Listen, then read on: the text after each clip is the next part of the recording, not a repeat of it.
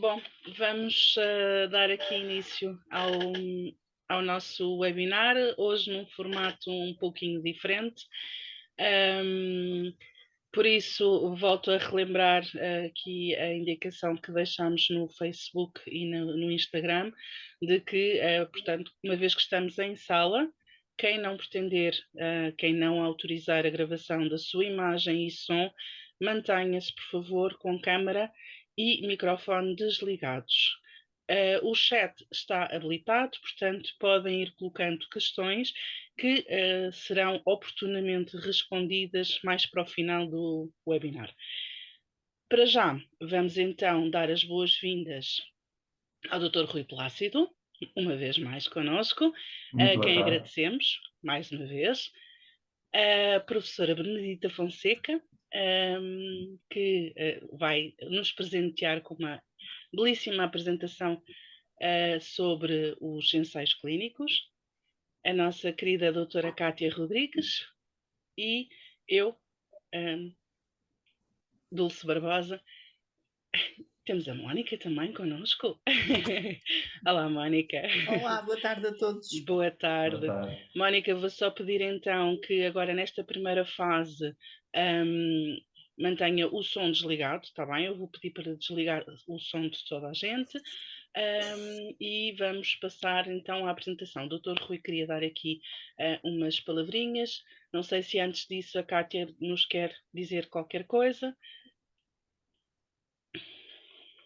Eu só quero agradecer, em nome da Associação Portuguesa de Hipertensão Pulmonar, a presença e a disponibilidade da professora Benedita e do Dr. Rui Plácido, e, acima de tudo, que este webinar vá de encontro aos nossos doentes e familiares, que possam colocar as suas dúvidas, porque temos aqui dois especialistas de renome e, por isso, podem e devem aproveitar. Por isso, usufruam. Obrigada. Obrigada. Dr. Rui, passo-lhe então a palavra para nos fazer aí uma breve apresentação. Muito bem, então, muito boa tarde a todos. É um prazer estar aqui convosco. Quero agradecer à Associação de Doentes da Hipertensão Pulmonar o convite para estar aqui convosco a falar de uma temática tão pertinente e tão atual, que é a questão dos ensaios clínicos nesta doença rara, que é a hipertensão pulmonar, uma doença tão debilitante e que todos vocês saberão o impacto melhor do que ninguém que causa nas vossas vidas, não é? E, portanto, avizinha-se tempos de esperança, melhoria na vossa qualidade de vida, nas vossas perspectivas futuras, porque, de facto, está-se a entrar numa era com novas opções terapêuticas que, com certeza, irão melhorar, esperemos nós, a vossa qualidade de vida e o vosso futuro.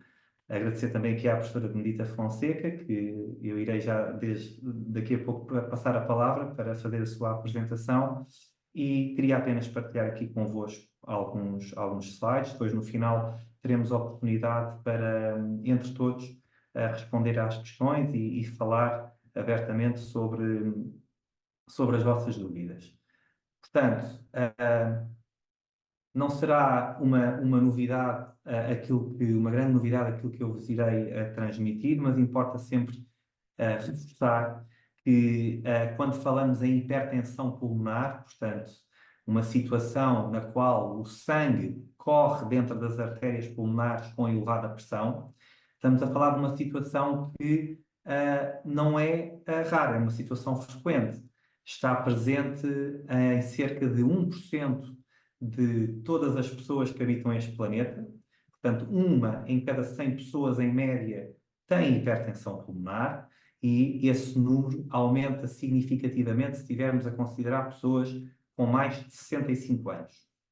Mas existe um grupo específico dentro dos doentes com hipertensão pulmonar, que é a hipertensão arterial pulmonar, que esta sim é uma doença rara. Quando nós dizemos que a hipertensão pulmonar é uma doença frequente, uma situação frequente, estamos a incluir aquilo que são as principais causas de hipertensão pulmonar no mundo, que são as doenças crónicas do pulmão, um grande fumador ou um doente que tenha fibrose pulmonar por outros motivos, às vezes, muitos deles até causas exposicionais devido à sua profissão, como, por exemplo, uma pessoa que tenha estado durante muitos anos em contato com amianto. Portanto, existe uma série de doenças ocupacionais que podem dar lesão no pulmão e isso levar à hipertensão pulmonar. Depois há as doenças que são muito frequentes, as doenças do lado esquerdo do coração, que afetam o lado esquerdo do coração, as pessoas que tiveram um infarto ou que têm um problema numa válvula.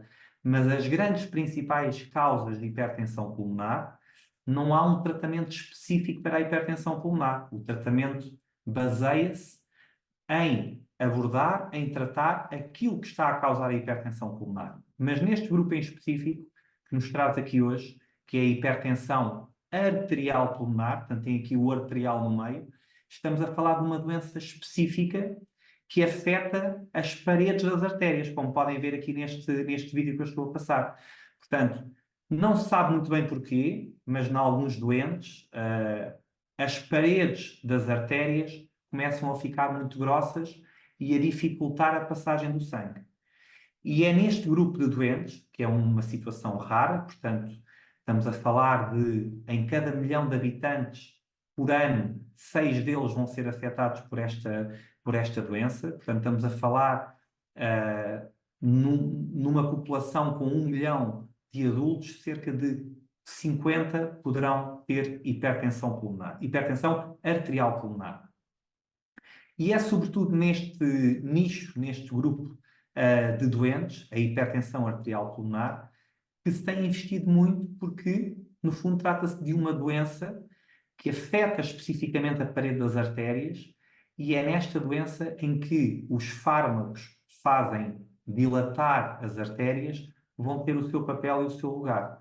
E, portanto, estamos a falar de uma doença que é rapidamente progressiva, potencialmente mortal, e que há cerca de 3 décadas atrás era considerada quase uma sentença de morte, mas tem-se vindo a transformar numa doença, infelizmente ainda não curável, mas numa doença crónica e na qual, com a terapêutica atual, consegue-se proporcionar aos doentes uma longevidade muito boa, com uma qualidade de vida adequada, e portanto é isso que se pretende proporcionar aos doentes e melhorar cada vez mais. Portanto, no que respeita à terapêutica da hipertensão pulmonar, estamos a falar, todos os doentes podem ter que fazer estes grupos de terapêuticas que eu aqui vos trago. Portanto, alguns doentes têm que fazer anticoagulação, outros têm que fazer diuréticos para aliviar a acumulação de líquidos, alguns têm que fazer oxigênio.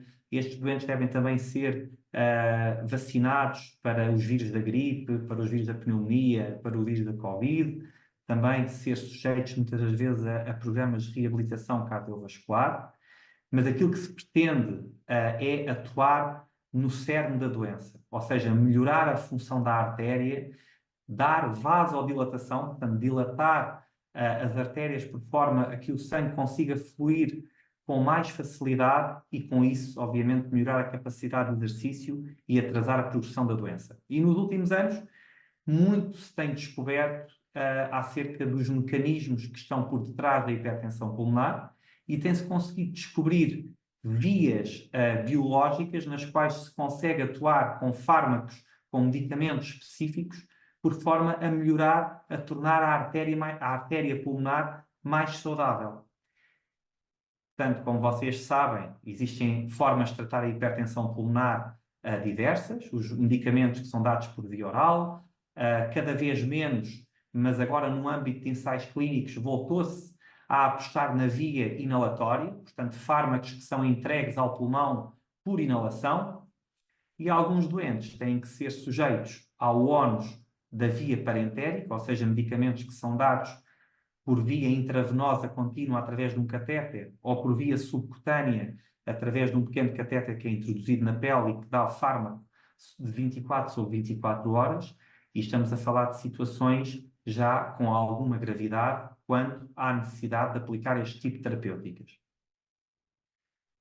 Todas estas terapêuticas mostraram evidência de melhorar grandemente os sintomas, de melhorar a qualidade de vida, melhorar a performance funcional do doente e até uma grande tendência a melhorar a sobrevivência. E é isso que se pretende. Mas nenhum destes fármacos que vocês, doentes, fazem, puderam ser aplicados sem se passar por uma fase de ensaio clínico. Portanto, existem dezenas de ensaios clínicos que basearam a evidência e, no fundo, sedimentaram a evidência nos fármacos para que eles pudessem depois ser aplicados à prática clínica. E, portanto, estamos aqui a falar de ensaios clínicos que, no fundo, são a forma correta, científica, de transformar aquilo que é uma experiência num laboratório para a vida real dos doentes. E, portanto, quando olhamos para as guidelines de hipertensão pulmonar, aquilo que é a evidência na atuação médica, aquilo que o médico e que o profissional de saúde deve entregar e deve fazer ao seu doente, teve que passar previamente por um processo, diria eu, bastante complexo, bastante sério, que é o ensaio clínico. Portanto, o ensaio clínico vai permitir, no fundo, corroborar a eficácia e a segurança de um determinado ato, neste caso a administração, por exemplo, de um fármaco, e se olharmos para as guidelines, nós gostamos sempre de ver na nossa, ou seja, naquilo que nós iremos aplicar ao doente, na nossa prática clínica, gostamos sempre de efetuar os passos que tenham níveis de evidência altos, ou seja, níveis de evidência A.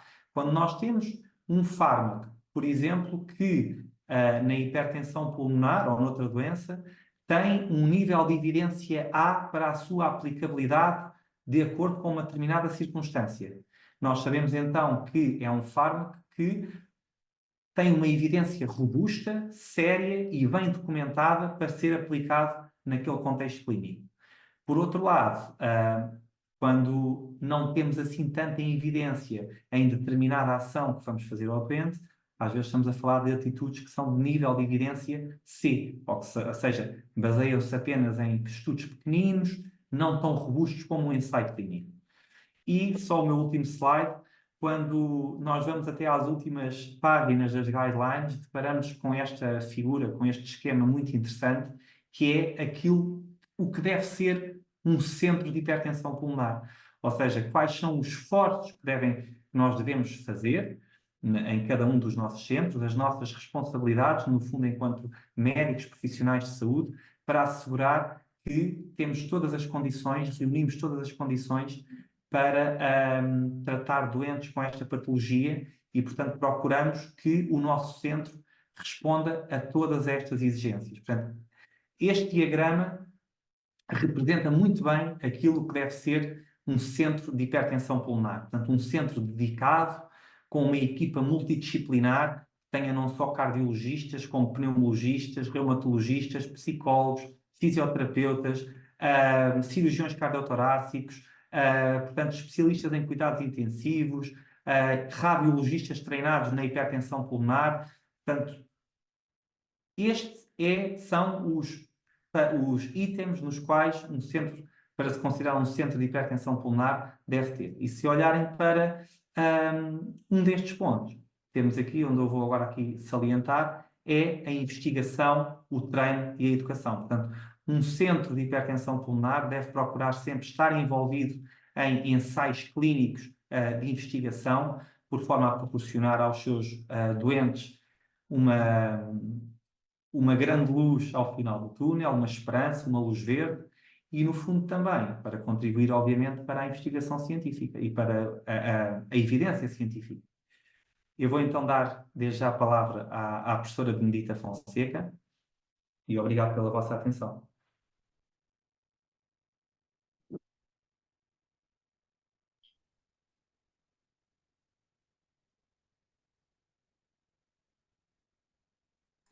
Olá, boa tarde a todos. Conseguem-me ouvir? Sim. Muito bem.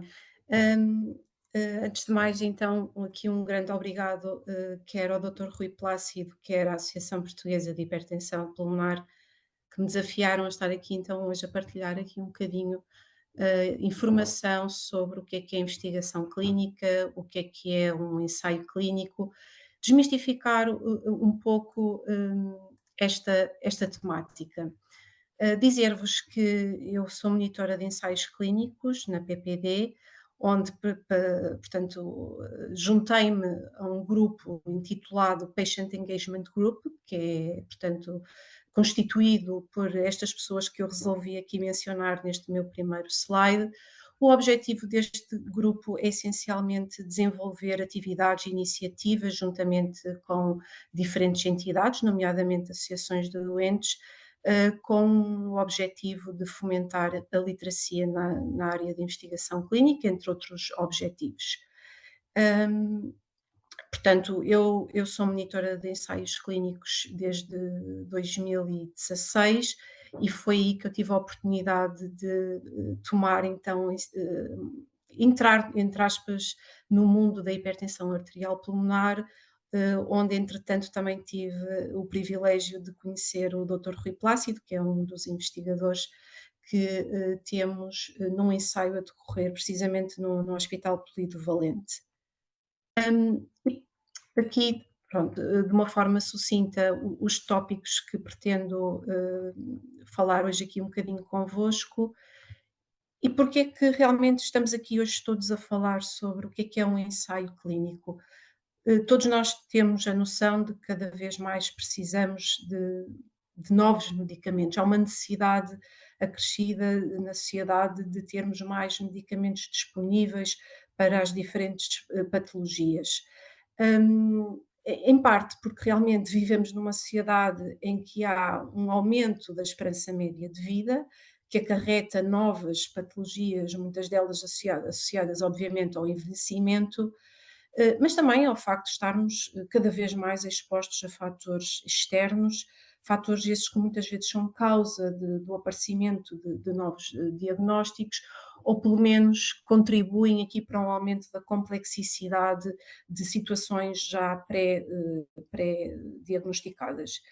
E como o Dr. Rui disse ainda há pouco, para termos novos medicamentos, temos inevitavelmente que ter ensaios clínicos a decorrer para que possamos avaliar quer o perfil de segurança, quer o perfil de eficácia de um determinado fármaco, avaliar se os resultados são positivos, no sentido em que realmente temos aqui um perfil robusto, quer do ponto de vista de segurança para o doente, quer também de eficácia, para que este fármaco, este medicamento ou então um dispositivo médico possam ser aprovados e entrar finalmente, portanto, no mercado e ser comercializado.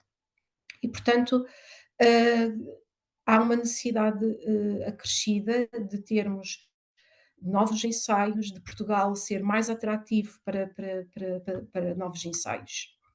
Eu resolvi trazer aqui um pequeno vídeo, cerca de 3 minutos, para, de certa forma, de uma forma então muito sucinta, explicar o que é um ensaio clínico. Dizer-vos que este vídeo foi criado pelo Infarmed, a agência então responsável por regular e supervisionar todas as atividades de investigação clínica, também todo o processo de produção, distribuição e utilização do medicamento a nível nacional.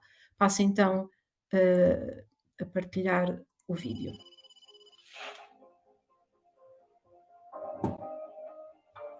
Os ensaios clínicos são estudos conduzidos em seres humanos com o objetivo de descobrir Peço ou desculpa, verificar o vídeo não está a passar. mais Não está. fundamentais. Constituem uma etapa. Peço desculpa? O vídeo não está a não está a passar. passar. Estamos só vídeo? com um slide a ver o que Sim. é investigação clínica. Ok, Exatamente. ele aqui para mim por acaso está a passar. Fundamental. Esperem só um bocadinho para ver se... Os ensaios clínicos são estudos conduzidos em seres humanos Não. com o Conseguem objetivo de Não. ouvir? ou Ia verificar sugerir, por favor, que se calhar tirasse a partilha e voltasse a colocá-la, porque há pouco funcionou. Pois foi. Então, desculpem este Uhum. contratempo, A mas medida acontece. eu acho que tem que fazer o seguinte: tem que pôr o slide já em modo de visualização, o ecrã cheio, e só depois é que partilha a tela. Ok, então Eu espera vou aí. sugerir fazer isso.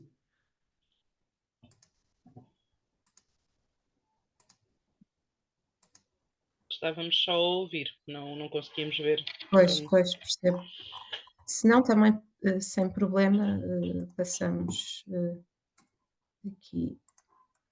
Eu vou só então fazer o share. uhum. Ok. E digam-me se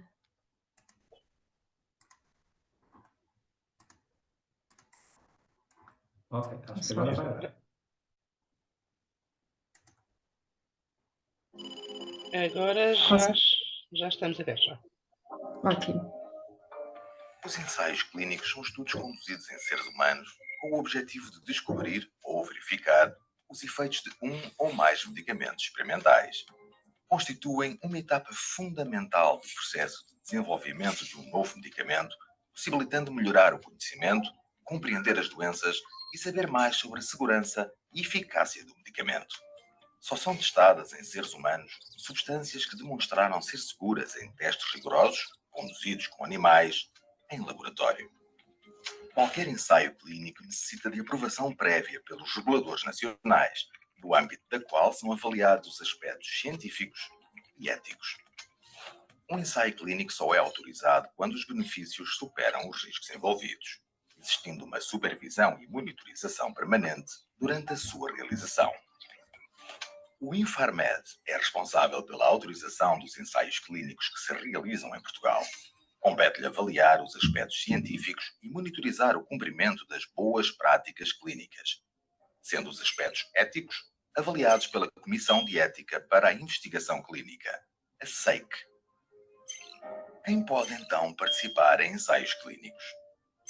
Nem todas as pessoas podem participar num ensaio clínico, já que os participantes são selecionados de acordo com as características da sua doença mediante um plano de investigação pré-definido, designado de protocolo.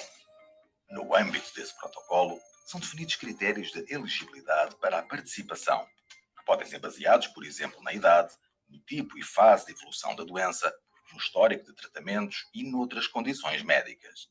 Os participantes são livres de participar, tendo de dar o seu consentimento informado e esclarecido. No ensaio clínico, os participantes podem receber um novo tratamento a ser testado, outro já existente no mercado com os melhores resultados comprovados para a sua condição clínica, ou um placebo. O objetivo é comparar os diferentes resultados para determinar a eficácia e segurança do novo tratamento. Quais são os riscos e benefícios de participar num ensaio clínico? Todos os ensaios clínicos envolvem riscos e não é garantido que o tratamento em ensaio seja eficaz. As pessoas participam em ensaios clínicos porque querem contribuir para a melhoria do conhecimento científico sobre um dado tratamento. Caso tenha interesse em participar num ensaio clínico, fale primeiro com o seu médico. Pondere bem os riscos e benefícios, recolhendo informação sobre o desenho do estudo, as suas obrigações e os seus direitos. Para saber que ensaios clínicos estão atualmente a decorrer em Portugal, aceda ao Registro Nacional de Estudos Clínicos, acessível em www.rnsc.pt.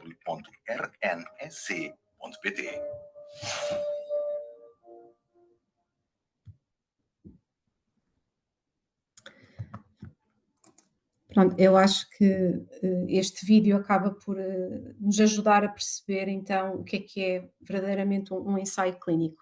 Aqui só a título de curiosidade deixar-vos a definição de acordo com as guidelines para as boas práticas clínicas. Portanto, a definição de ensaio clínico é qualquer experiência em humanos com o objetivo de investigar ou confirmar os efeitos clínicos, farmacológicos e ou farmacodinâmicos de produtos de investigação e ou para identificar qualquer reação adversa a um produto de investigação e eu estudar a absorção, distribuição, metabolismo e secreção de um produto de investigação com o objetivo de determinar a sua segurança e ou eficácia. E tal como dito neste vídeo, temos o dito protocolo, não é? Onde nós conseguimos perceber de uma forma bastante clara quais são os objetivos de um determinado ensaio clínico e a equipa de investigação que irá conduzir o ensaio clínico em questão na sua instituição tem que seguir, portanto, ao rigor, todo esse protocolo, focando-se então no objetivo do ensaio. Quem é que protege os participantes de um ensaio clínico? Temos aqui vários Peço elementos. desculpa só interromper, Benedita. Sim. Não estamos a ver mais nenhum slide. Não Ah, sei se então colocou. provavelmente. O vídeo também não o conseguimos ver, mas ouvimos-lo. Portanto, confirmamos Ok, Pois, aqui com ok. todos, conseguimos Benedita, se calhar ouvir. o melhor é fazer isso, é fazer, pôr em full screen e só depois é que partilha. Digam-me se já estavam a ver. Agora Sim, sim, mas mas agora estava a ser o mesmo, quando a Benedita passa, fica bloqueado neste, certeza. exato, Passe lá. Já passei. não, Não, ficou sempre no fica slide quem bloqueado. protege os participantes. Estranho. Portanto, agora a Benedita deixe de partilhar a tela. Sim, Pronto. Agora abra o seu PowerPoint normal e exato. faça full screen. Ok. E E só quando agora tiver full sim. screen é que partilha. Ok. É lá porque eu não estou habituada ao Zoom. E pode ser também um problema, por vezes, de carregamento da própria internet. Uhum. Então vamos Vamos ver ver. se. Mas agora ainda não está em full screen, pois não? Eu não consigo manter em full screen porque depois, como Ah, tenho que aceder ao Zoom para poder pois, partilhar, pois. percebe? Mas Uhum. confirmem-me se conseguem ver os slides. Sim. Vemos Vamos a ensaio ver. clínico, Tente definição. passar um, só para ver Sim, se. eu já estou a passar slides. Não, Mas não. não. Oh, Medita, e quando escolhe compartilhar tela, Sim. aparecem várias opções de partilha, não é? E se, em vez de partilhar o PowerPoint só, partilhar o ecrã todo, partilhar tudo. Uhum, talvez seja por aí, sim. Exato, é Deixa eu isso. ver. Exatamente. Agora já vai dar. Ok. Uhum. Agora já irá dar de certeza. Vou passar agora um slide. Sim. Pronto, já Conseguem vemos. acompanhar? Já. Ótimo. Agora Pronto. sim. Perfeito. Me Obrigado. desculpem mais uma vez. Não. Quem protege então os participantes são os grupos científicos, autoridades regulamentares, nomeadamente KISEIC, Infarmed, as equipas de investigação e aqui, portanto, a equipa de investigação serão então os elementos que pertencem a uma determinada instituição, desde investigadores, portanto, equipa clínica, equipas de enfermagem, técnicos, coordenadores portanto, do ensaio clínico, chamados study coordinators, portanto, há aqui toda uma equipa. As comissões de ética independentes que vão avaliar também todo o que envolve o desenvolvimento de um ensaio clínico do ponto de vista ético, os promotores dos ensaios, que poderão ser então empresas de indústria farmacêutica, empresas de biotecnologia, uma instituição, por exemplo, cujo tenha um investigador a desenvolver um determinado ensaio, portanto é o chamado ensaio da iniciativa do investigador, e CROs, Contract Research Organizations, por exemplo, a minha empresa PPD é uma CRO que poderá ser então contratada pelo promotor do ensaio para desenvolver todas as atividades associadas ao desenvolvimento de um ensaio clínico ou então apenas algumas dessas mesmas atividades. Dar-vos a conhecer, caso não tenham conhecimento, de um relatório que eu convido todos a lerem, porque realmente dá-nos uma fotografia muito bem tirada do panorama da investigação clínica em Portugal, quais têm sido os desafios dessa mesma investigação clínica a nível nacional, os obstáculos, também refere quais serão os benefícios diretos e indiretos para o desenvolvimento social e económico do país, e este relatório foi encomendado pela API Pharma, realizado então pela empresa de consultoria PwC. O último relatório emitido é de 2019 e é desse mesmo relatório que eu retirei estas duas imagens. Portanto, do lado esquerdo, uma pequena tabela onde eu vos quero então fazer pensar um bocadinho então quais os benefícios diretos e indiretos para o tal desenvolvimento social e económico do país. Do ponto de vista do doente, um ensaio clínico irá permitir um acesso precoce e gratuito a um determinado tratamento, a um determinado fármaco. que, lá está, ainda não estando disponível no mercado, só através da sua participação no ensaio clínico é que terá acesso ao mesmo.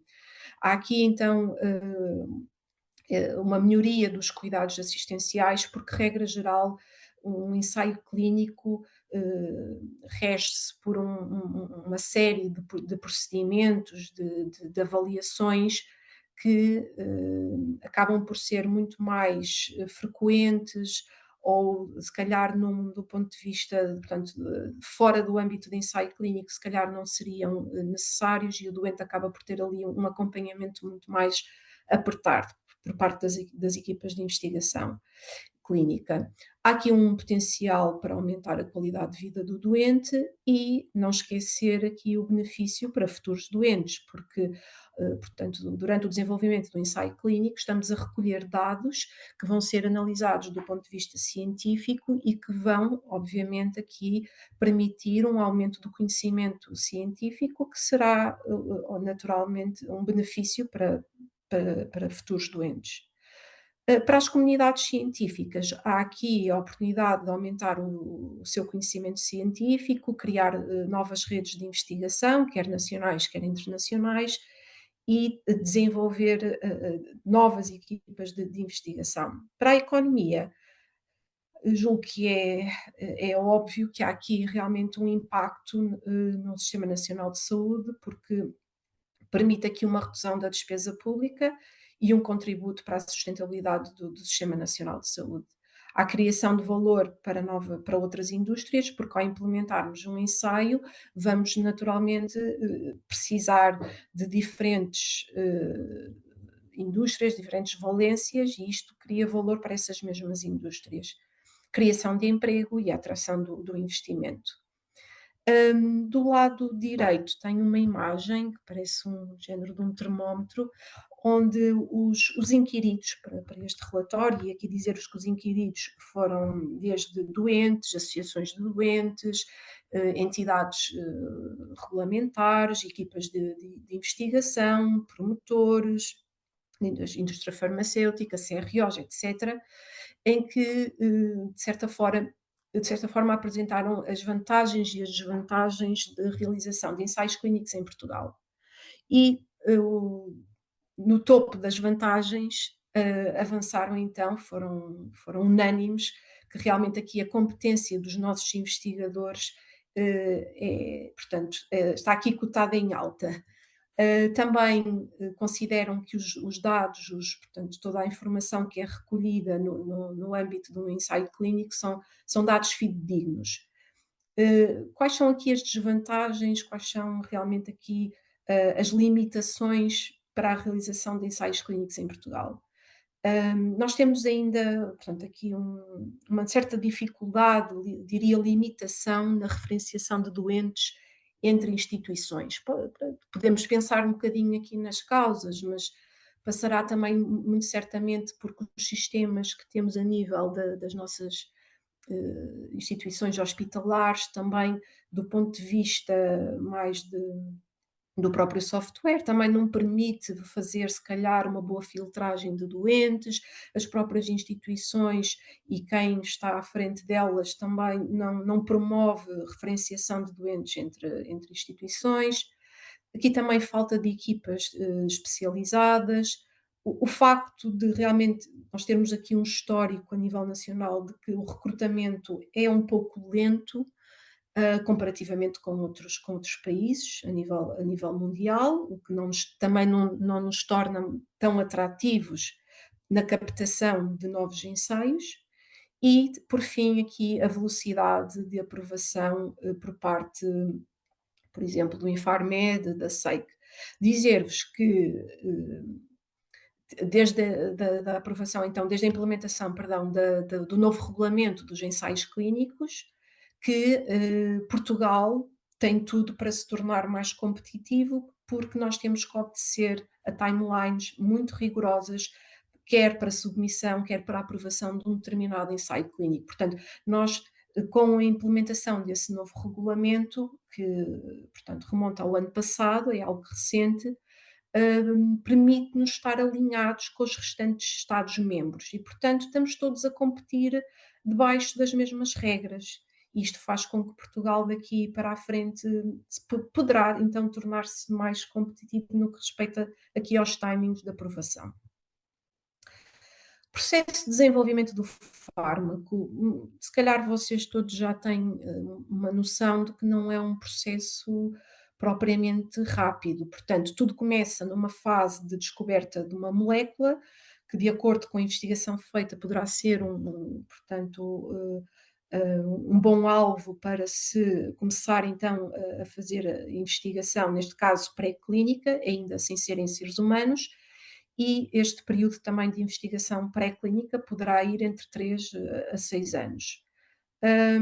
Depois inicia-se a dita fase de investigação clínica, onde teremos que passar por ensaios de fase 1, fase 2, fase 3, e eu mais à frente explicarei melhor o que é que se pretende com estas diferentes fases. E estamos aqui a falar entre 6 a 7 anos, para podermos então desenvolver e conduzir estes diferentes ensaios. Por fim, temos o tempo de análise de resultados, de aprovação dos mesmos, para finalmente termos carta verde, por assim dizer, para a comercialização do medicamento em estudo. Como eu estava a dizer, os ensaios poderão ser de fase 1, fase 2 ou fase 3. No ensaio de fase 1, nós estamos focados em avaliar o perfil de segurança de uma molécula. E é a primeira vez então que aquela molécula aquele fármaco está a ser testado em seres humanos. E daí estar realmente aqui o foco todo na avaliação do perfil de segurança e de tolerância do medicamento. No ensaio de fase 2, estamos também aqui já a avaliar o perfil de eficácia do medicamento experimental e já estamos aqui a considerar o recrutamento de uma população mais alargada de doentes, de participantes. Seguindo-se então uma fase 3, essa sim que poderá envolver milhares de participantes em vários centros por este mundo fora. E após o término desta fase, então teremos que submeter o fármaco à FDA para então obtermos uma aprovação para que este possa então ser autorizado e comercializado. Queria também hoje aproveitar para dar aqui um bocadinho de foco a um passo, no meu entendimento, enquanto monitora de ensaios clínicos, que é um passo muito crítico no início da participação num ensaio clínico, que é o chamado processo de consentimento informado. Isto para vos dizer que antes portanto, de iniciarem procedimentos de um ensaio clínico, um participante terá, obviamente, que ser devidamente informado sobre as condições desse ensaio, o que é que se espera do participante, reforçar que é uma decisão inteiramente voluntária, esta sua participação. E, portanto, temos aqui documentos devidamente preparados e aprovados pela nossa Comissão de Ética Nacional, para que a equipa de investigação clínica possa apresentar então ao potencial participante do ensaio antes de qualquer procedimento realizado. Portanto, é um documento que é eticamente e legalmente obrigatório antes do início do estudo e de cada vez que haja uma alteração no protocolo do ensaio, poderá haver a necessidade de apresentar novos consentimentos informados ao participante do ensaio. Referir que, quando por algum motivo nós temos um participante que não tem as capacidades necessárias para entender o documento que é o consentimento informado, nós também temos aqui a possibilidade de considerar aqui a figura do representante legal, portanto que seja legalmente autorizado a assinar em nome do doente, do participante. E também temos aqui a figura da testemunha imparcial numa eventualidade do participante do ensaio não ter capacidade de fornecer um consentimento por escrito. Portanto, o consentimento informado, e eu falo enquanto monitora, acho que nós temos ainda também aqui um caminho a percorrer para melhorar este documento, porque, regra geral, acaba por ser um documento muito extenso e e maçudo para quem o vai ler, mas ao mesmo tempo não esquecer que é toda uma informação muito válida e pertinente que tem que ser partilhada com o participante, nomeadamente porque é que está a receber esta informação, qual é o objetivo ou os objetivos deste estudo de investigação clínica, quanto tempo é que irá participar neste ensaio, o que é que irá acontecer quando eu terminar a minha participação no ensaio, quais são os procedimentos que eu vou ter que realizar ao longo da minha participação no estudo, o que é que se espera do participante e também, não esquecer, possíveis acontecimentos adversos que poderão ser expectáveis, não quer dizer que venham a acontecer, mas há a possibilidade de virem a acontecer, se existem ou não tratamentos alternativos. No caso de ter questões adicionais durante a sua participação, quais são os contactos para os quais eu posso então entrar em contacto? O que acontece se eu, por acaso, no meio desta minha participação, mudar de ideias? Hum, Haverá, portanto, despesas associadas à minha participação? O que acontece se eu sofrer alguma lesão durante o estudo? E se a minha confidencialidade vai ser mantida durante toda a minha participação? Portanto, isto eu já não me vou alongar neste slide, porque já vos falei então que poderá existir aqui a figura do representante legalmente autorizado, da testemunha imparcial. Dizer-vos que também no site da nossa Comissão de Ética para a Investigação Clínica, a SEIC, poderão também encontrar um documento que, no meu entendimento, também é muito útil e muito informativo, precisamente para participantes de ensaios clínicos. Eu deixo aqui o link neste slide.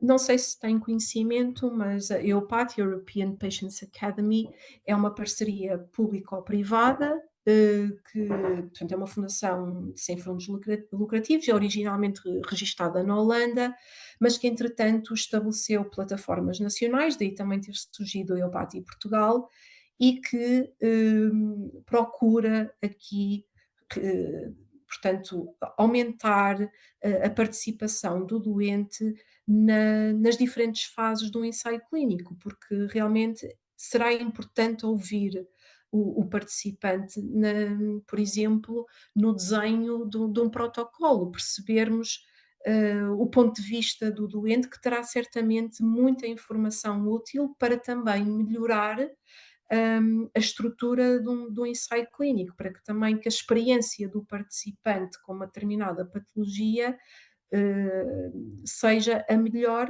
e daí o feedback do participante ser muito bem-vindo. E a EUPATI trabalha nesse sentido.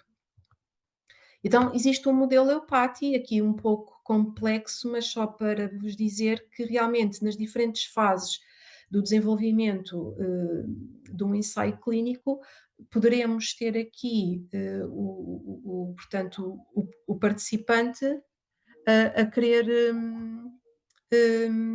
e, portanto, a dar o seu feedback, a dar o seu input, de forma a melhorar também depois a experiência de outros doentes neste ensaio clínico.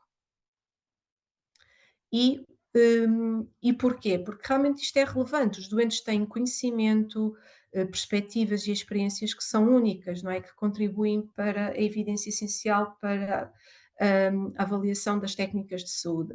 E é justo todos os doentes terem o mesmo direito de contribuir nos processos de avaliação dessas tecnologias de saúde. Aqui também o valor da equidade, não é? Contribui para compreender as diferentes necessidades dos doentes com questões de saúde muito particulares. É legítimo o envolvimento dos doentes, não é? Porque permite que realmente os que são afetados pelas decisões tomadas participem também, contribuindo para a transparência e responsabilidade e credibilidade do processo de decisão e capacitar então os doentes a envolverem-se mais também nesta estrutura que é o ensaio clínico. Portanto, é importante que os doentes sintam que a sua participação no ensaio clínico, obviamente, que é muito apreciada, que estão informados acerca de tudo o que acontece durante a sua participação, que essa comunicação entre doente, participante e equipas de investigação é transparente e, sem dúvida, que esta sua participação é fundamental para o sucesso do ensaio. Ouvir o que é que o doente nos tem para dizer sobre, por exemplo, o documento que eu ainda acabei de vos falar, o consentimento informado, portanto, dar feedback sobre a estrutura desse documento, também sobre a experiência da toma do medicamento, se teve ou não eventos adversos, qual foi também a sua experiência na utilização dos equipamentos que são fornecidos no âmbito de um ensaio clínico, se teve uma boa experiência, se achava que poderíamos melhorar utilizando outro tipo de equipamento, ou utilizando outro tipo de software, por exemplo. Através do preenchimento de questionários de qualidade de vida, também temos uma noção se o doente, portanto, está, portanto, agradado com a sua experiência no ensaio, mas também com como é que se sente do ponto de vista, portanto, de quem vive com a doença. Tempos de espera, o processo de reembolso de despesas, se tem algo a apontar, se não tem, possíveis dúvidas, preocupações, no geral a sua experiência no ensaio. E também não esquecer que é muito importante dar feedback aos doentes, e daí, por exemplo, o documento, o consentimento informado, vocês, se algum dia tiverem contacto com este documento, logo na primeira página há algo que tem que aparecer sempre, que é um contacto de 24 horas, porque o doente poderá ter necessidade de clarificar dúvidas ou preocupações e terá então o direito de ter acesso a um contacto de 24 horas. Também informar o participante que poderá aceder a links, nomeadamente ao RNEC, ao clinicaltrials.gov, para obter mais informação sobre qualquer ensaio clínico que possa estar interessado. Também importante passar esta mensagem ao doente de que logo que a informação sobre o progresso do ensaio, ou então resultados finais do ensaio, possam estar disponíveis para também partilhar com o doente, e informar se o ensaio conduziu à aprovação do medicamento. São tudo informações válidas e pertinentes a partilhar com os participantes. Como eu estava a dizer, existem diferentes plataformas que poderão ser consultadas por qualquer um de nós e onde encontramos informação sobre os ensaios clínicos que estão a decorrer, por exemplo, em Portugal, mas também noutras regiões do mundo.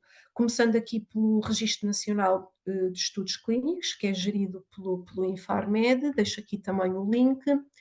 Temos o Portugal Clinical Trials, que também aqui, também em português, permite fazer aqui uma pesquisa sobre ensaios, contactos por exemplo, de um determinado centro onde um ensaio poderá estar a decorrer. E aqui, por fim, o clinicaltrials.gov tem aqui só esta nuance de que, portanto, é uma pesquisa feita toda em inglês, mas que nos permite procurar ensaios que possam estar a decorrer em qualquer parte do mundo. Também muitas vezes são as próprias associações de doentes que partilham informação sobre um determinado ensaio clínico, e aqui aproveito e acabo por apresentar um bom exemplo, portanto, uma informação sobre um ensaio clínico que a Associação Portuguesa de Hipertensão Pulmonar partilhou em 2022 sobre, então, um ensaio a decorrer a nível nacional nesta área. Deixo aqui também este slide com alguns links, portanto, recursos onde poderão obter mais informação sobre o que é a investigação clínica, etc. E, por fim, mostrar-vos aqui um inquérito que foi feito por esta entidade, a Transcelerate, se não me engano, em 2018, onde sondaram qual era a informação mais valorizada pelos participantes, antes, durante e após a sua participação no ensaio. Participaram cerca de 40 países, cerca de 3.000 respostas foram então capturadas, e dizer-vos que 65% dos inquiridos disse que antes de participar num ensaio clínico gostaria de saber qual o risco associado à sua participação no ensaio. E 62% de que forma é que a participação no ensaio vai beneficiar a saúde dessa pessoa. 81% também gostaria de saber, antes do estudo começar, quais são os potenciais riscos e benefícios do estudo. Cerca de 70% qual o número e duração das visitas, porque isto também pode ter impacto, obviamente, na decisão, não é? Perceber quantos dias, por exemplo, num mês terei que me deslocar a um determinado centro, a um determinado hospital ou clínica, para então garantir que vou cumprir com o protocolo a que fui proposto. E cerca de 70% quis saber quais são os exames necessários ou que outros procedimentos serão feitos ao longo da participação no ensaio, e 66% se depois os registros clínicos e os resultados serão partilhados. O que é que os doentes e cuidadores, porque muitas vezes nós temos aqui a figura também de cuidador, portanto em certas patologias, cuidador esse que também é parte integrante portanto, da participação no ensaio.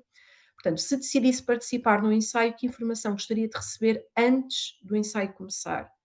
E cerca de 80% disse que quem contactar, quais os contactos do centro clínico e o que fazer numa situação de emergência. Durante a sua participação, 81% respondeu que pretendem receber os seus próprios resultados de exames e cerca de 70% que pretendem saber que atividades são esperadas durante a sua próxima visita. Portanto, ter uma noção dos próximos passos. O que é que vai acontecer na minha próxima consulta? Depois do estudo terminar, cerca de 80% disse que gostaria de receber os resultados clínicos e também laboratoriais, saber quais foram então os resultados a nível global, qual é o nome do medicamento aprovado e, por fim, se receberam um medicamento experimental ou placebo durante a sua participação. Por fim, dizer-vos que, de acordo com o clinicaltrials.gov, temos atualmente a decorrer, portanto, com recrutamento, portanto, ensaios ativos a nível nacional, cuja população é população adulta. Temos 6 ensaios com estas diferentes terapêuticas farmacológicas e é tudo. Não sei se fui muito rápida.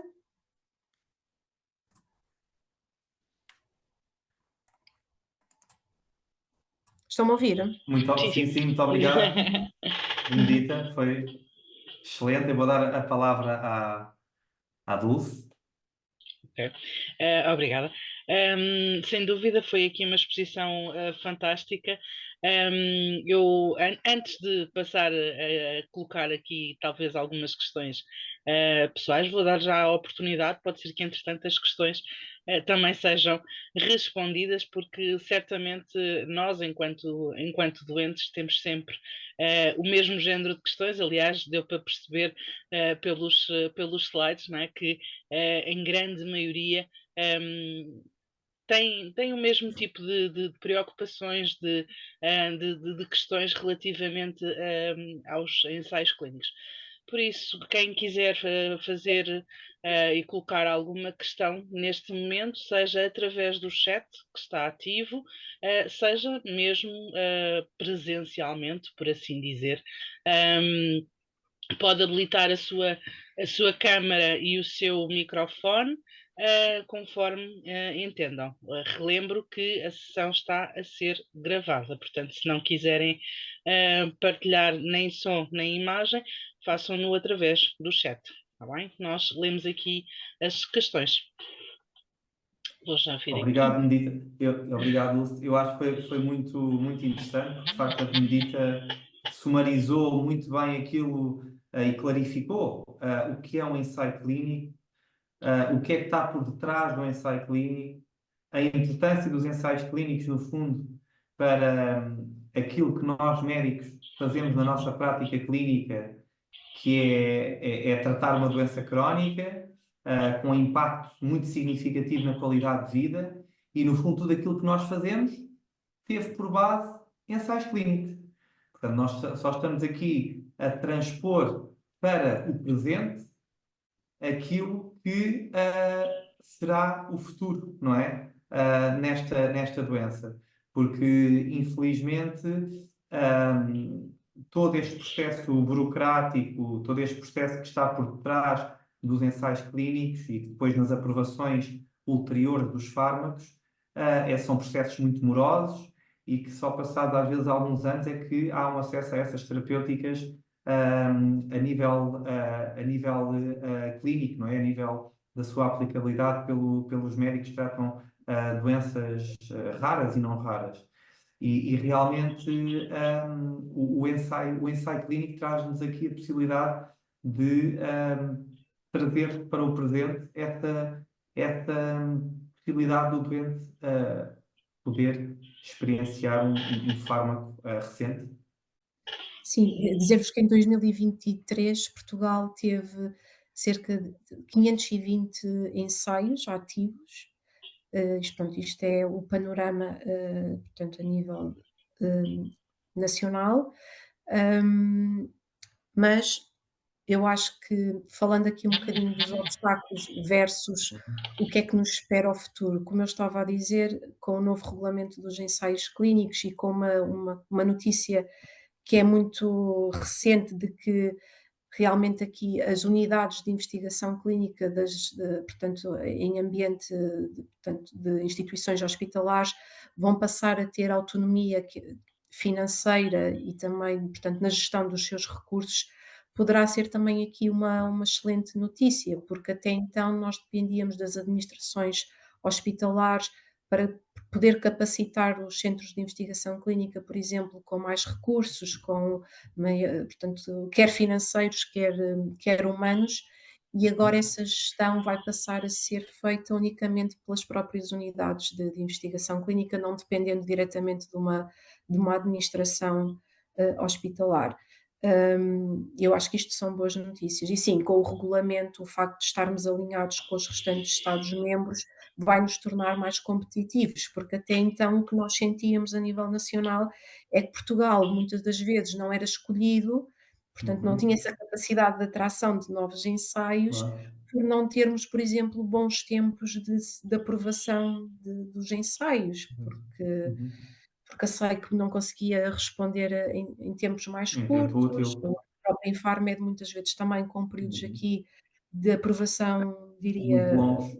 longos, sim, sim, sim, sim. Ok.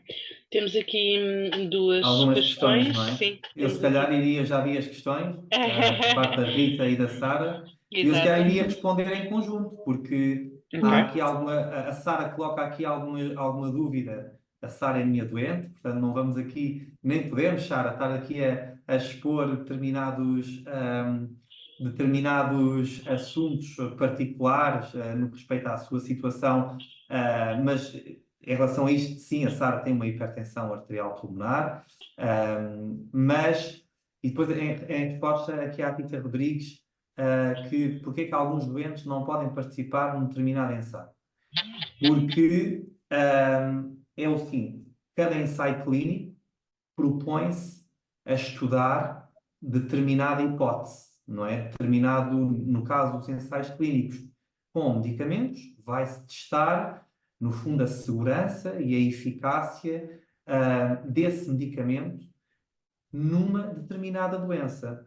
E, apesar de a hipertensão arterial pulmonar ser uma doença, ela pode ter diversas formas de apresentação. Portanto, dentro do grande grupo da hipertensão arterial pulmonar, vamos dizer, que é um grande saco onde cabe muita coisa. Portanto, estamos a falar que existem muitas doenças muito distintas que podem, todas elas, dar hipertensão arterial pulmonar. E, no caso dos ensaios clínicos, tem que haver aqui um processo de seleção, que são os critérios de inclusão, têm que ser muito estritos e direcionados àquilo que se pretende estudar. Por exemplo, uma hipertensão arterial pulmonar causada por um defeito cardíaco congénito tem um comportamento biológico, uma fisiopatologia muito distinta de uma hipertensão arterial pulmonar por exemplo, idiopática. Há muitos pormenores que são diferentes e há que terem atenção qual é que é o fármaco que se vai estudar, as suas características farmacocinéticas, farmacodinâmicas, como nós usamos muito estes termos, porque a sua aplicabilidade pode estar mais direcionada nas primeiras investigações que foram feitas para uma determinada doença e não para outra doença.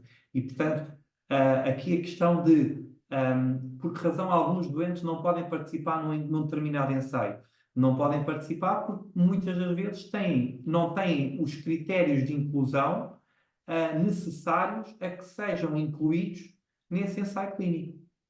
São critérios muito estritos, muito estanques.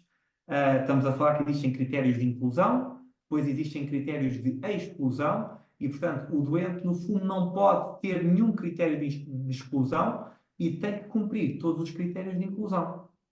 E só assim vamos ter uma população de doentes mais homogénea, mais semelhante, na qual vamos poder testar o efeito do medicamento nessa população. Porque nós, se tivermos uma grande miscelânea de doentes e de situações clínicas muito diferentes umas das outras, depois vai haver uma grande dificuldade e uma grande complicação na análise dos resultados.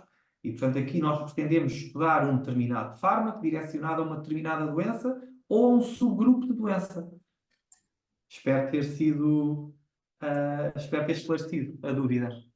Certíssimo, Dr. Rui, muito obrigada. Temos aqui a Kátia, que nos quer colocar uma questão.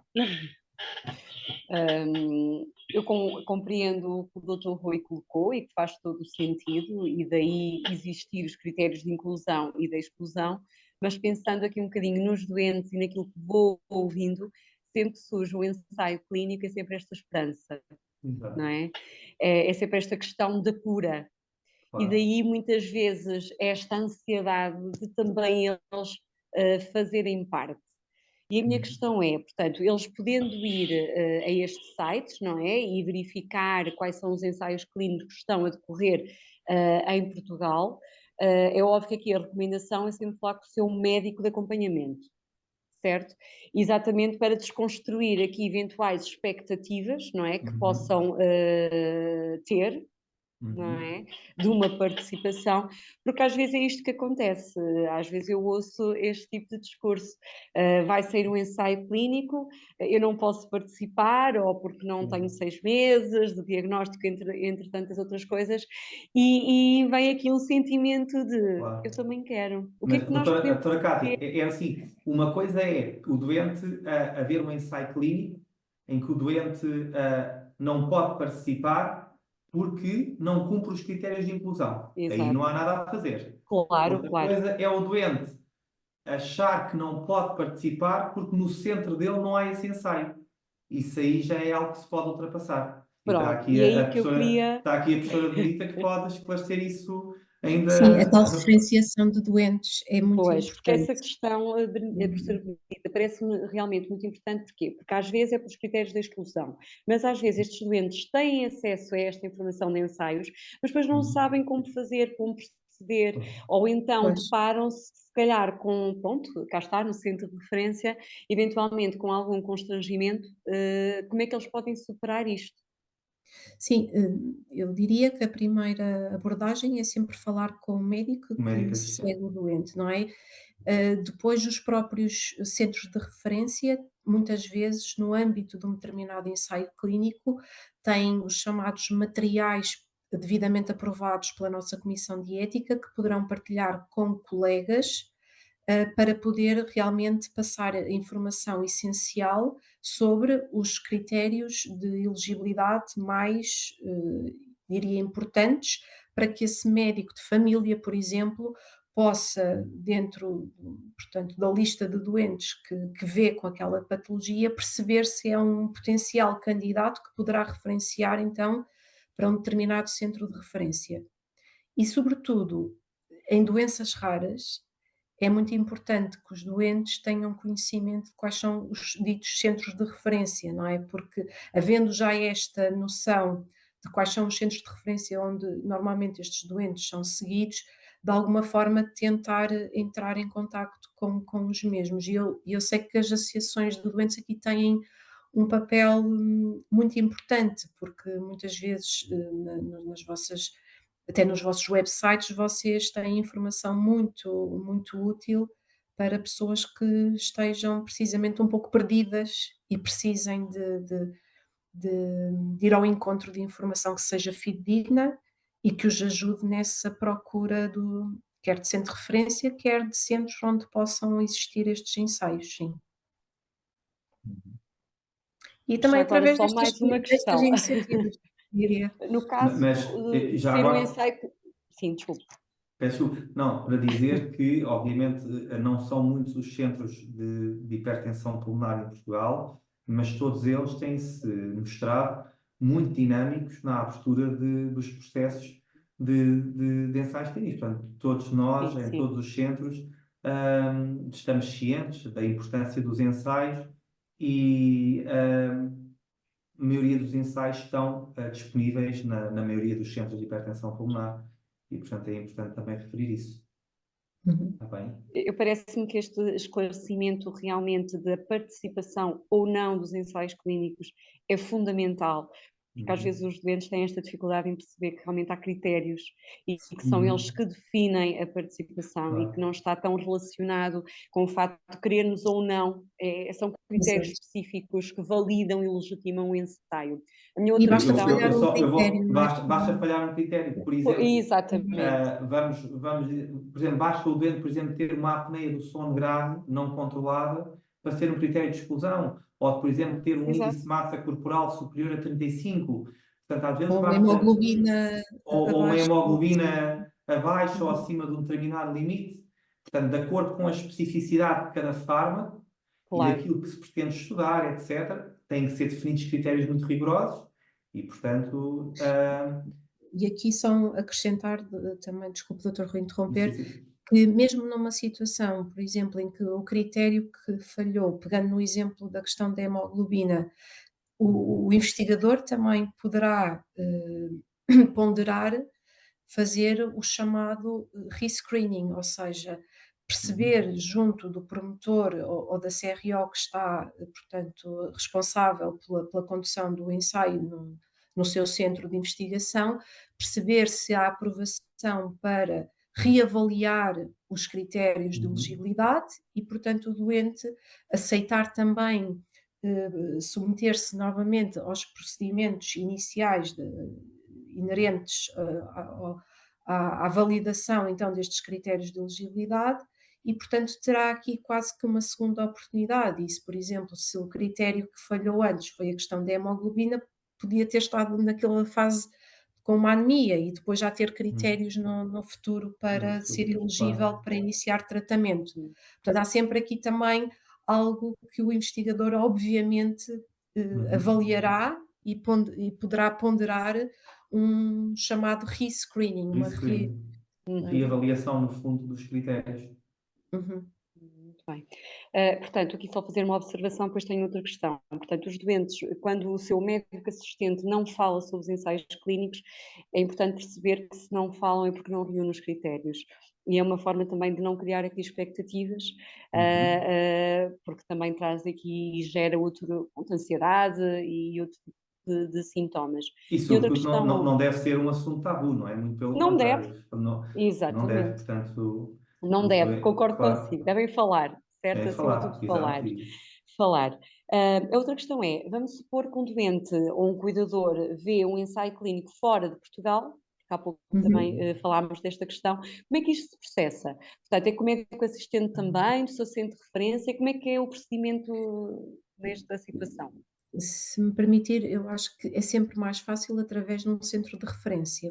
E o racional é porque o investigador do centro de referência, no qual até já está a participar no ensaio, mais facilmente perceberá qual é o colega ou o centro no estrangeiro que poderá receber um novo doente. Agora, também temos aqui a possibilidade de, por exemplo, via empresa, neste caso a CRO, ou através do próprio promotor, perceber se o centro X ou Y, imaginem em Barcelona, tem um ensaio a decorrer ou não, tem o recrutamento a decorrer, portanto, o período de recrutamento ainda aberto, e se o centro ainda está disponível para receber doentes ou não. E, portanto, muitas vezes passa pelo médico, ou então é o médico do centro de referência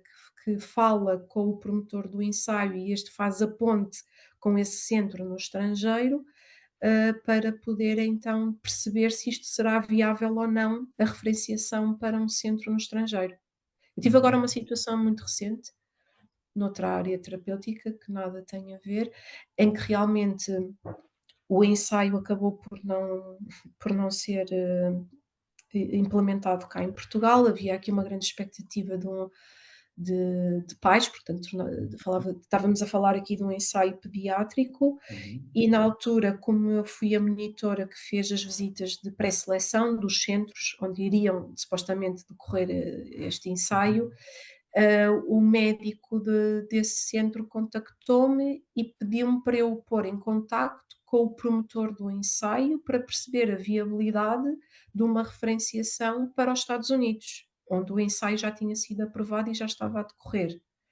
E isto formalizou-se, foi possível, porque realmente não havia aqui alternativa terapêutica a nível nacional, nem em países perto. Havia também possibilidade daquela família em concreto de se deslocar para os Estados Unidos e, portanto, tudo foi possível e a bem então daquele paciente. Eu aproveito aqui a deixa dessa informação e coloco também aqui uma questão que já várias vezes me foi colocada, que é os critérios de aprovação e os critérios de inclusão em ensaios clínicos são diferentes, por exemplo, aqui na Europa e nos Estados Unidos. Por exemplo, diga. Não. Não, normalmente um protocolo é aprovado e vai ter que ser implementado a nível mundial. Global. Exatamente. Pode haver nuances, ou seja, a nossa comissão de ética, por exemplo, não aprovar visitas ao domicílio que foram aprovadas noutros países, mas isso são Porque nós temos nuances. só aqui nós temos um ensaio, por exemplo, nos ensaios em que participamos com a CRO, onde trabalha a Benedita, nós temos doentes que, para evitar deslocações frequentes ao centro, por exemplo, o enfermeiro vai à casa do doente avaliar os sinais vitais, etc., e aplica a medicação, que neste caso estamos a falar de um fármaco injetável na barriga, que é dado 3 em 3 semanas, injeta o medicamento de investigação no domicílio. Exatamente. Mas, por exemplo, eu tenho outro ensaio onde houve essa possibilidade de visitas ao domicílio e, mais uma vez, noutra área terapêutica que não esta, e a nossa ainda portanto, sondou essa possibilidade de se implementar a nível nacional. A nível nacional isso não andou para a frente, mas noutros países isso foi aprovado. Pois há estas pequenas nuances, pronto. Mas o core de um protocolo é transversal a nível mundial, ou seja, porque realmente temos que nos reger pelos objetivos daquele ensaio e ter uma população que seja, como o Dr. Rui disse, homogénea, porque senão há aqui uma miscelânea de portanto, de variáveis que não interessa para a investigação em concreto. Ok, mas os timings podem ser diferentes. Por exemplo, um fármaco que já esteja em fase final dos ensaios pode ser aprovado mais rapidamente. Vamos colocar aqui nesta questão, nos Estados Unidos, do que, por exemplo, aqui na Europa, porque a agência é diferente. Mas aí já sai aqui do âmbito, esse processo depois de aprovação, já sai do âmbito daquilo que estamos a discutir. Mas Sim. agora, por exemplo, o que é importante também salientar é que neste tipo de ensaios, se nas análises preliminares se demonstrar que o medicamento, por exemplo, é eficaz, o doente no final do ensaio não vai ser privado dessa medicação Exatamente. até A sua comercialização. até haver uma aprovação. Portanto, vai haver uma garantia de que o doente mantém essa terapêutica. Portanto, o doente não irá ser privado dessa terapêutica no final do ensaio. Exatamente.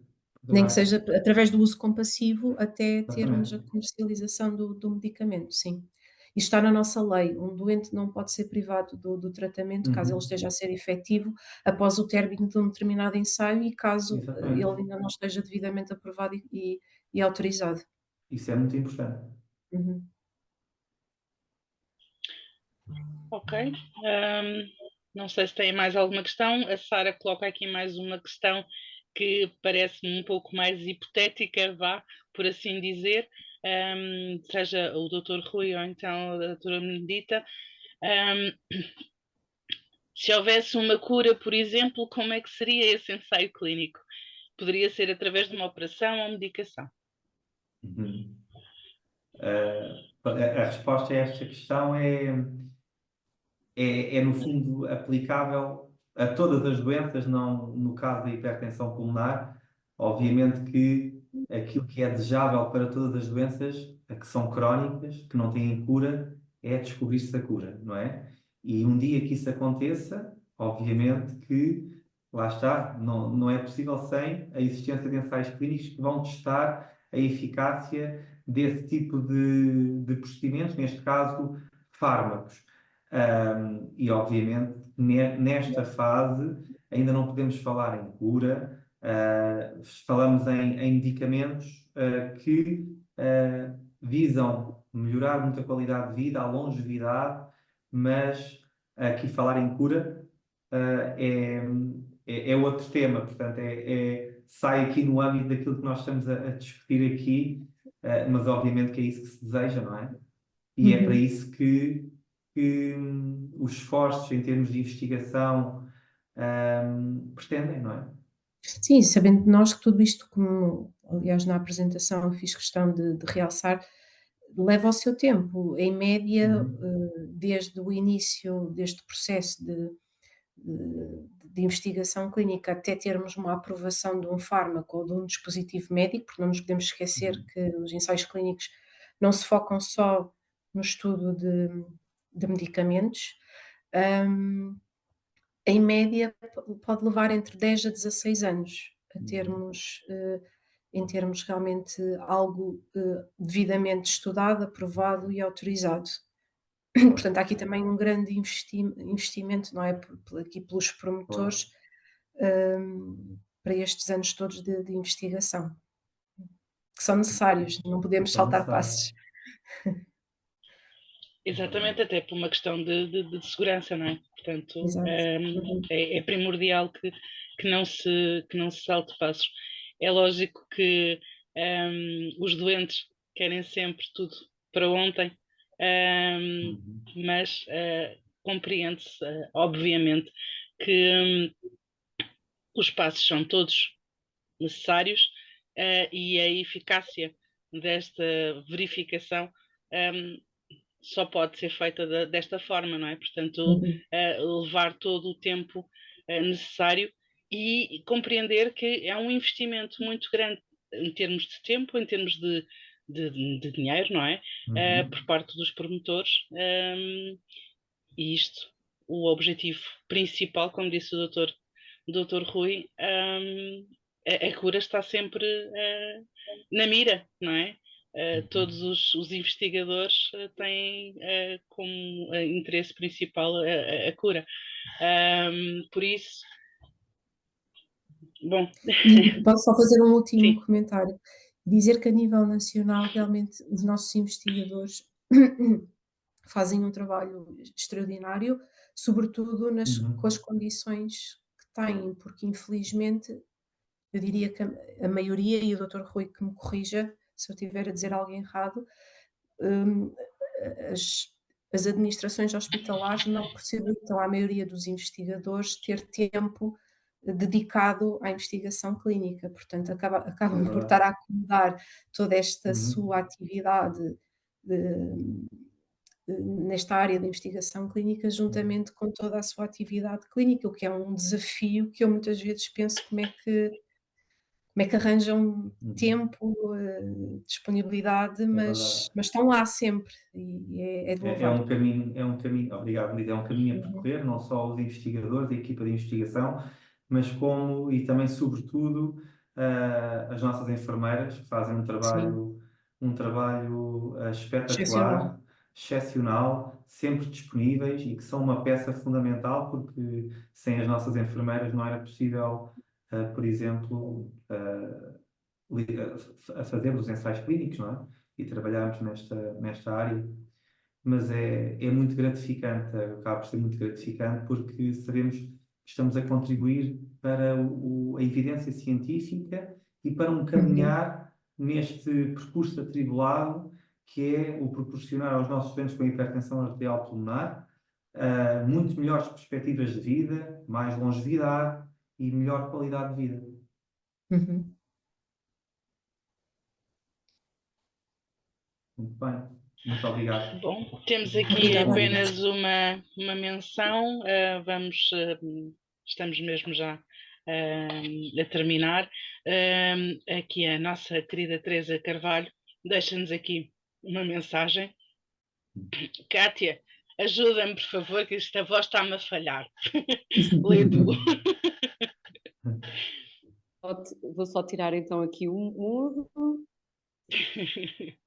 Então, eu não tenho nenhuma questão, apenas a vontade de vos dar os parabéns por este grande passo dado por todos nós que assistimos a este webinar.